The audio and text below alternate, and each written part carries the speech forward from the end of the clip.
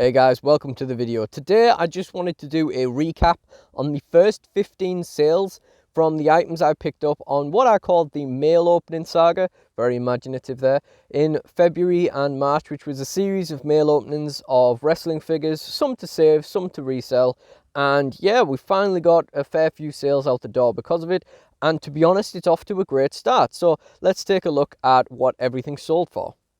So the first two sales here were from the first bundle of the mail saga that was to resell. It was, I think, about 5 or 6 figures in a bundle that I paid £8 something for. And as you can see here, we sold the Chris Benoit for £5 plus £3.35 postage, and the Lex Luger through the global shipping program for £10.99, evening out to about £8-ish for the price of the bundle. And it also included a zombie Brock Lesnar, which I kept. And there were a couple more pieces to pick up, a couple more pounds around the sides as well. So that's been a pretty successful one, really. They both sold very quickly, with the Lex Luger selling the same day that it was listed. So that went really well as well. And the Benoit shows that although you can't get an awful lot of money for them, the demand is there, so they are kind of worth picking up. This one was in a frightening state. And I don't just mean that hideous head scan. The next pieces to sell were a Sabu, which again shows that the demand is there for Sabu, although you can't get an awful lot of money for it. What you can't see on there is that there was added postage of $3.35 on there, so that's not too bad for a deluxe aggression or any kind of like basic figure, really. And what did impress me, speaking of basic figures, was that the Triple H sold for $4.99 plus postage.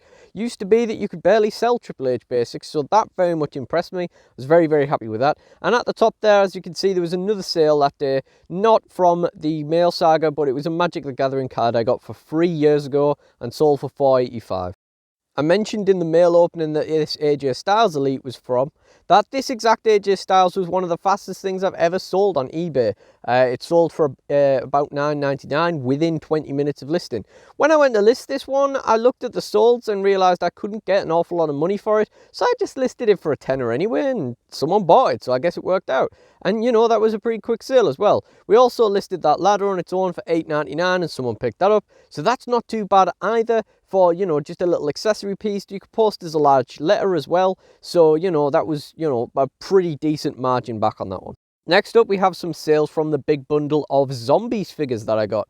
First of all, we had the 2 Triple H Creator Superstar figures with all of their accessories for $10.99 and $3.35 postage, again through the global shipping program, which has definitely done bits for me recently. I did just check with the buyer that he knew that these weren't like very good quality figures, just to make sure I wasn't going to get a return on that, because GSP returns are something that I dread the idea of. I think I in the end elected to keep the bundle's greatest hits entrance greats, Jeff Hardy, and this is my original one that sold for $15.99. I might have wanted a little bit more for that, but to be honest, the bundle was such a good price to begin with. Getting these kinds of like prices back on that investment is pretty good, and I'm not exactly going to complain about that. Again, it didn't take long for either of these to sell, so that was pretty cool. And yeah, like I say, I paid like £27, I think, or something like that for the whole bundle. So this is a massive margin back before we even get into the amount of zombie figures I kept and the little like amounts we can still pick up on the other things that I haven't sold yet.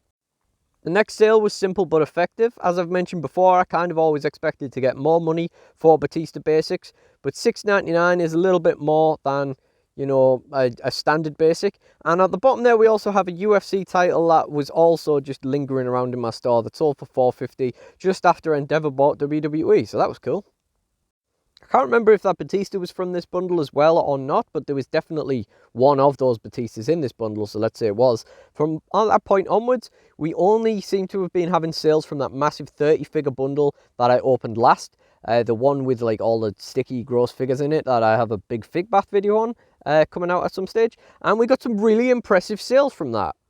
So we got $9.99 plus $3.35 postage for the original San Francisco Toymakers Bubba Ray Dudley figure there.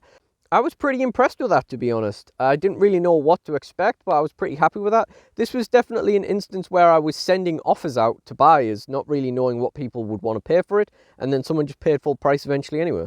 Then the second sale of the basic British Bulldog, or one of the basic British Bulldogs from that bundle of $9.99 was also pretty good. So yeah, really can't complain about those at all. Very simple sales, very effective sales. Very happy with that. Next up, we have some very cool sales from last week where we sold the second Lex Luger from the Mail Saga for $10.99, also from that 30-figure bundle. And that's like, you know, that's really cool. This one again was lingering and I was sending offers on it. It sold nowhere near as quickly as the first one. But, you know, eventually someone just paid full price. So I guess can't really complain about that. And the Finn Balor was also from that Zombies bundle. So that's another £15 back on the investment in that bundle. So that's like, you know, we're well into profit in that before we even start considering the zombies that I kept anyway. And, you know, the other bits there are to sell, which I don't think there's much of left now. But yeah, we've done really well off that bundle. And the very final sale from the Mail Saga so far is the other British Bulldog from the 30-figure bundle, which I listed for just $8.99 because it has a little bit of paint damage to the mouth and a lot more marks and stuff. But it's sold, so I can't argue with that at all. Then I thought we'd end on a couple of extra bits that have sold during this time period as well. First of all, that Stan Marsh plush toy that I mentioned on the channel before. I found this in a charity shop for £1.50 and the cheapest listing at the time was $13.50. But when I went to list it, someone else had put one on a little bit cheaper, and I thought, you know what, we'll just wait until that sells and get the what we were expecting originally, because I am quite petty like that. Then when I went to list it again, no one had one listed at all. So I just threw it up for $19.99, and shortly after it sold again through GSP for $19.99. Plus, the buyer paid £20 postage for it. So he paid £40 for a plush of Stan. And at the top there, you can see another good sale. That's a Finishing Moves Chris Jericho figure, which sold for slightly above standard at $3.99 plus postage. And that had been lingering for actual years. And finally, we'll end on some very impressive sales. A Magic the Gathering card I found while pulling out stuff for a friend's deck. That I looked up all of the rares and stuff that I found at that time and found that I could list this for about £22. I think it sold in just under a week for £22 from a pack that I got like a few years ago. And this is what I love about Magic, the way that cards just accrue value over time and you can just sell them, you know, just random debris that you've picked up along the way. Absolutely love it. I've probably made profit on Magic the Gathering with how little I've spent on it versus how much I've made back on cards just gaining value over time.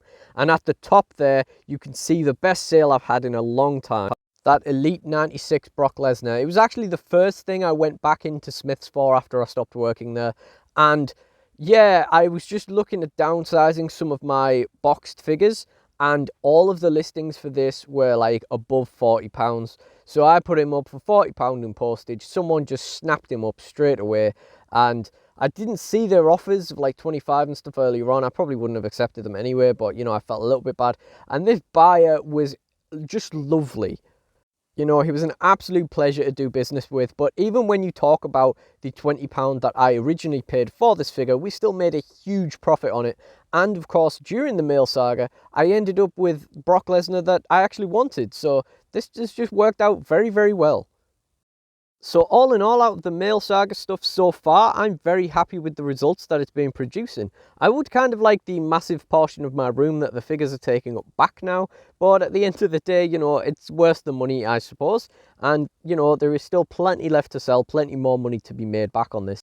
I worked out that using some very questionable maths, so far, not including like the Brock Lesnar's and the Magic the Gathering cards and all those extra bits I mentioned, only considering the mail opening part of the sales, I've made back around £90. And there's plenty more to come, although it did put me in my overdraft at one time because I did get a little bit carried away. But at the end of the day, I think we're finding that that's worth it now. And if you've enjoyed this video, please do like, comment and subscribe. Check out some of those mail openings if you haven't already. And check out the Wrestling and Reselling playlist. Thank you guys for watching, and goodbye.